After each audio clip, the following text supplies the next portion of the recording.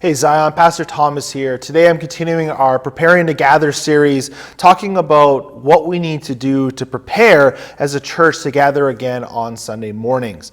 Today I'm going to talk about our singing policy, and then also we're going to talk about the feedback from the survey that we had you fill out over the last couple weeks. But let's start by talking about the singing. When Paul wrote to the church in Colossae, he gave them instructions as to what their gatherings and what their church relationship should look like. And as part of this, he writes in Colossians chapter 3, verse 16, he says, "Let the word of Christ dwell richly among you in all wisdom and teaching, and admonishing one another through psalms, hymns, and spiritual songs, singing to God with gratitude in your hearts." Singing, it's a part of our worship. And what's clear from this, and what's clear in our own conscience as a church, is that singing, it's an essential part of our corporate life and of our walk with God. We are a people of the Word. We pray the Word, we teach the Word, we read the Word, and we sing the Word.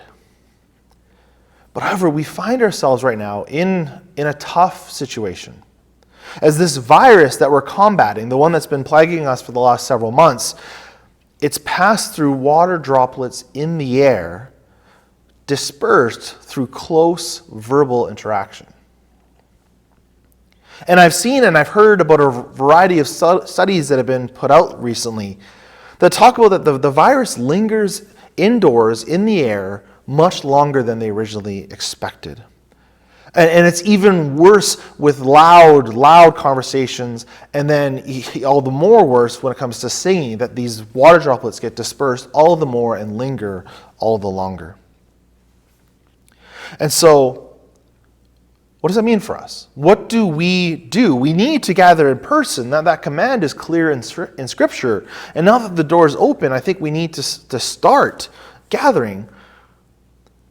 But how do we do this when we're at risk of singing, when singing is such a great risk? Well, this time we're going to move forward without having congregational singing. And this is the government's current recommendation. However, I am hopeful that our province is going to be at a place by the time we actually gather in August where the government's able to open up the doors to allow singing as long as you're wearing a mask.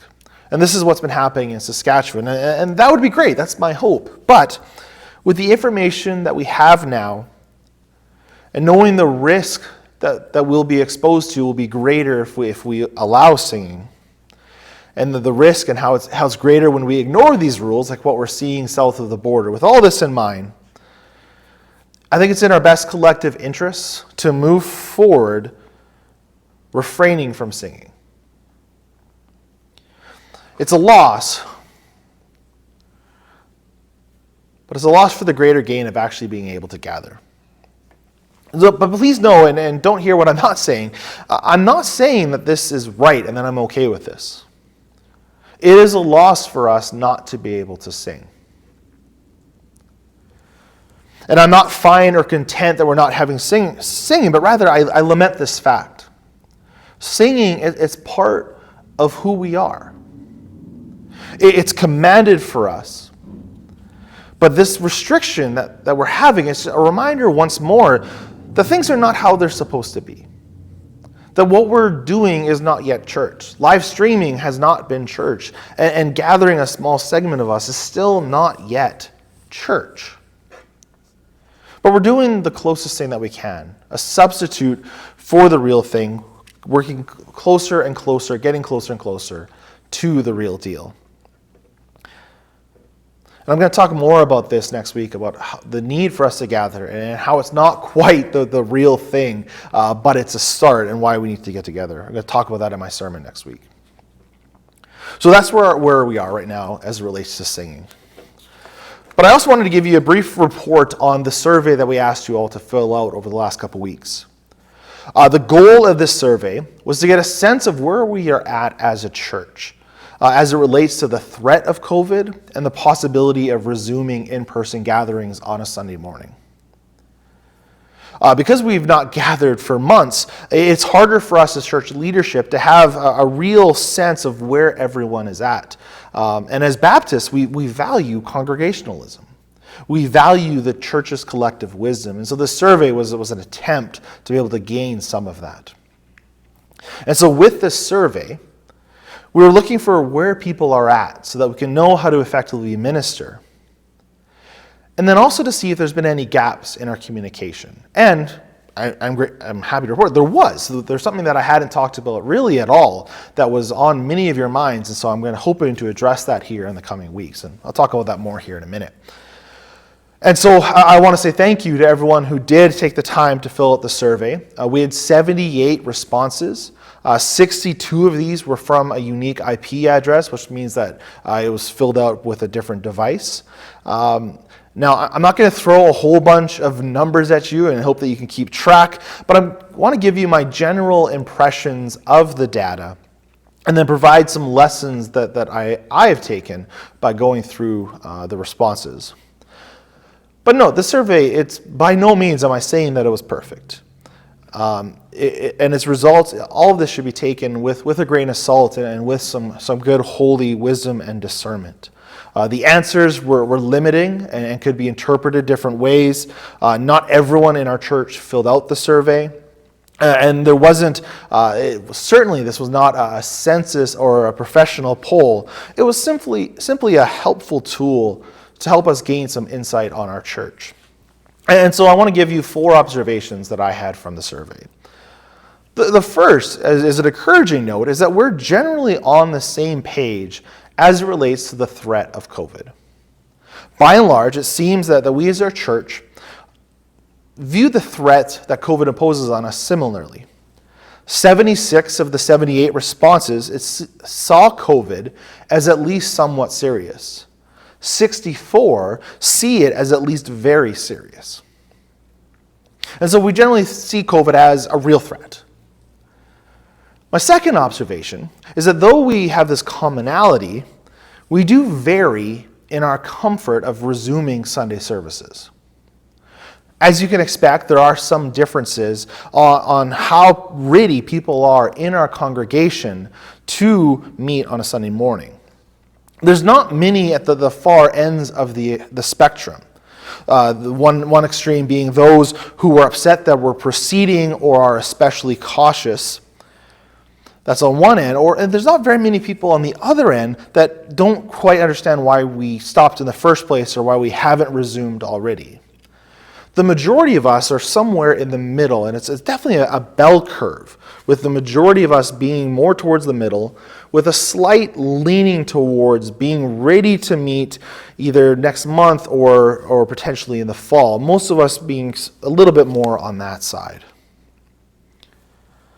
And it's helpful and it's encouraging for me as one of your pastors because I don't see this as something that's going to threaten to divide us as a church. And I'm encouraged by that because we're not an inverse curve. We don't see huge numbers of people on the far extremes. If that was our curve, that would be a lot more concerning and we could have some division moving forward. But I feel like we're more closer than you might think. And so the first observation was that we generally see the threat of COVID similarly. We do vary in our comfort, but we're not so spread out. The third observation, I found this pretty humorous, is that we do not fit into the cultural stereotypes. What was surprising is that when you look at the surveys and we start breaking it down to, okay, people that said they were over 65, how did they answer the questions? And people who were under 34, how did they answer the questions? When you look at that data, it's surprising that we don't fit into the common assumptions about who is comfortable with what. I would encourage you, as you're talking with other Zioners, and probably the people outside of the church for that matter, not to assume someone's position on COVID or regathering just because of their age, their health, or whether or not they have young kids. For instance, just as one example, the oldest amongst us who filled out the survey are much more ready to meet on a percentage basis than you might expect. And then contrary, the younger among us who filled out the survey are actually much more cautious about gathering than you might expect. And so we don't fit into stereotypes.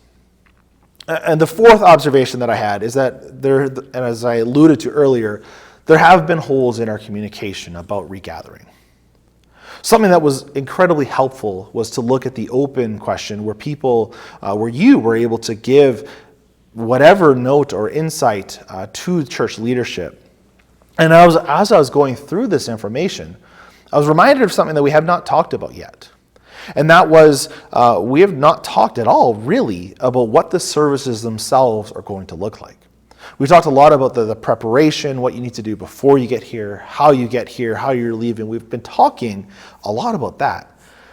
But we've not really talked about, okay, once you're actually seated in the pews, what can you expect? And this is something that starting this week and next week, I'm going to start releasing videos and information about that. And so I thank you to those who brought that up, and particularly brought up what about the kids? And we're going to hope to address that here in the days moving forward. So this is just a brief report on the survey. I'm encouraged by the results. I found them helpful. There certainly were no red flags that came up that would prevent us from moving forward at this time. And so thank you to everyone who took time to fill out the survey. If you want more information about the content of the survey or you have any questions, please feel free to reach out to me. I would love to talk through a little bit more about this survey, but I didn't want to just unload a whole bunch of data and information on you if you weren't interested. And so Zion, we have a long road ahead of us, even though we're getting closer to when we're going to launch. We still have a long road, but let's continue to walk this road, day by day, step by step, trusting in the Lord as we go. Next week in the video, I'm going to talk about the wearing of masks and talk about the idea of accommodating one another as we resume gathering in person. So that's it for now. Look for more videos to come in the coming weeks. Bye.